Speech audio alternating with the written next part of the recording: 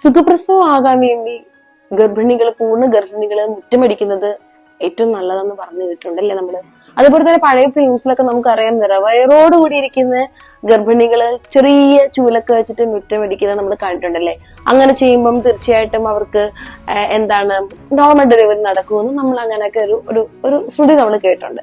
അപ്പൊ എങ്ങനെയുള്ള ആൾക്കാര് അല്ലെങ്കിൽ മുറ്റമടിച്ചു കഴിഞ്ഞാൽ നോർമൽ ഡെലിവറി നടക്കുമോ, അത് നടക്കില്ലേ, അല്ലെങ്കിൽ നമ്മുടെ ഗർഭസ്ഥ അവസ്ഥയിൽ ഈ മുറ്റമടിക്കുന്നതുകൊണ്ട് എന്തെങ്കിലും ദോഷമുണ്ടോ ഇല്ലേ എന്നൊക്കെയുള്ളതാണ് നമ്മൾ ഈ ഒരു വീഡിയോ ഡിസ്കസ് ചെയ്യാൻ പോകുന്നത്.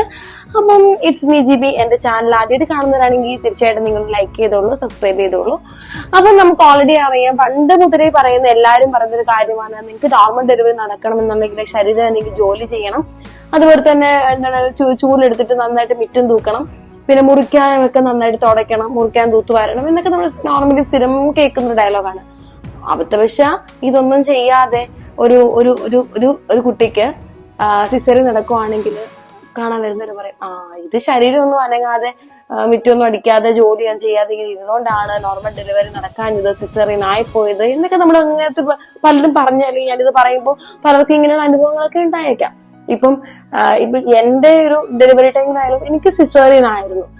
അതുപോലെ തന്നെ എന്നോടും പറഞ്ഞിട്ടുണ്ട്, നോർമൽ ഡെലിവറി നടക്കണമെന്നുണ്ടെങ്കിൽ ജോലിയൊക്കെ ചെയ്യണം, ഇങ്ങനെ ഇരിക്കാൻ പാടില്ല, മുറ്റമൊക്കെ അടിക്കണം എന്നൊക്കെ പറഞ്ഞു. ഞാൻ സത്യം പറഞ്ഞാൽ ഞാൻ ജോലിയൊക്കെ ചെയ്തിട്ടുണ്ട്. നോർമൽ ഡെലിവറി നടക്കുവാണെങ്കിൽ നടക്കട്ടെ എന്ന് കരുതിയിട്ട് ഞാൻ ഞാൻ മുറ്റം തൂത്തിട്ടുണ്ട്. അതുപോലെ തന്നെ നന്നായിട്ട് ഒരു 7-8 മാസം വരെ നന്നായിട്ട് ഞാൻ ജോലി ചെയ്തിട്ടുണ്ട്. പിന്നെ വയറ് നന്നായിട്ട് വെച്ചപ്പോഴത്തേക്ക് പിന്നെ എന്റെ ശാരീരികമായിട്ട് കുറച്ച് ബുദ്ധിമുട്ടുള്ള ഉണ്ടായത് കൊണ്ട് ഞാൻ അതിനുശേഷം ഒന്നും ചെയ്തിട്ടില്ല. അപ്പം എന്ന് വെച്ചിട്ട് എനിക്ക് നോർമൽ ഡെലിവറി നടന്നില്ല. അപ്പൊ മുറ്റം അടിക്കുന്നത് കൊണ്ട് മാത്രം നോർമൽ ഡെലിവറി നടക്കുമെന്ന് പറയുന്നത് നമുക്ക് അങ്ങനെ ഒരിക്കലും പറയാൻ പറ്റത്തില്ല. സയന്റിഫിക്കലി നമുക്ക് അതിനൊരു പ്രൂഫ് ഒന്നും ഇല്ല. മുറ്റമടിച്ചു കഴിഞ്ഞാൽ മുറ്റമടിച്ചു കഴിഞ്ഞാൽ നമുക്ക് നോർമൽ ഡെലിവറി നടക്കുമെന്ന് പറയുന്നതിന് സയന്റിഫിക്കലി ശരിക്കും പറഞ്ഞാൽ പ്രൂഫ് ഒന്നും ഇല്ല.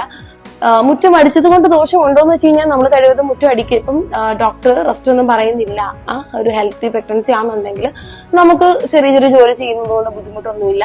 അതുപോലെ തന്നെ ചെറിയ ചെറിയ എക്സസൈസുകൾ ചെയ്യാം. എക്സസൈസ് ഒക്കെ ചെയ്യുന്ന എപ്പോഴും നമ്മുടെ ശരീരത്തിന് നല്ലതാണ്. ഒരു ചെറിയ പരിധി വരെയൊക്കെ ആണെങ്കിൽ നോർമൽ ഡെലിവറി ഒക്കെ നടക്കാം.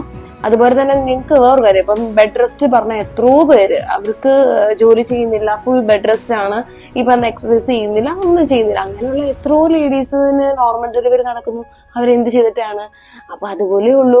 നമ്മൾ തൂത്ത് വാരി എന്ന് കരുതി, അല്ലെങ്കിൽ ഞാൻ കണ്ടിട്ടുണ്ട്, ഇപ്പം അത്യാവശ്യം ബോഡി വീക്കാണ്, അല്ലെങ്കിൽ ഈ ബെഡ് റെസ്റ്റ് പറഞ്ഞിട്ടൊക്കെയുള്ള ആൾക്കാർക്ക് കുറച്ച് ബെഡ് റെസ്റ്റ് കഴിയുമ്പോഴത്തേക്ക് നോർമൽ ഡെലിവറി ഒക്കെ നടക്കുമെന്ന് കരുതിയിട്ട് അവർക്ക് ശാരീരിക ബുദ്ധിമുട്ടുണ്ടെങ്കിൽ പോലും അല്ലെങ്കിൽ പെയിൻ ഉണ്ടെങ്കിൽ പോലും അവർ മുറ്റമടിക്കാൻ ശ്രമിക്കുന്നു.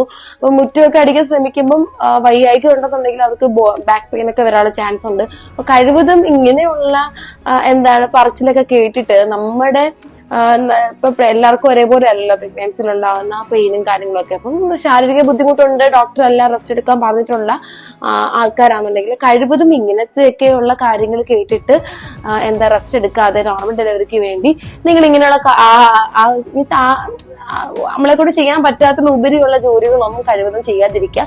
നമുക്ക് നമ്മുടെ ബേബിയുടെ ഒരു ഹെൽത്തി ബേബി നമുക്ക് വേണം. അപ്പൊ ബേബിയുടെ കംഫർട്ടും അതേപോലെ തന്നെ നമ്മുടെ ശാരീരിക ബുദ്ധിമുട്ട് നമുക്ക് കൂടുതൽ ഉണ്ടാവുന്ന രീതിയിൽ ഒന്നും തന്നെ നമ്മൾ ചെയ്യാതിരിക്കുക. റെസ്റ്റ് എടുക്കാൻ പറഞ്ഞിട്ടുണ്ടെങ്കിൽ തീർച്ചയായിട്ടും നമ്മൾ ഡോക്ടർ റെസ്റ്റ് എടുക്കാൻ പറഞ്ഞെങ്കിൽ തീർച്ചയായും നമ്മൾ റെസ്റ്റ് എടുക്കുക തന്നെ വേണം.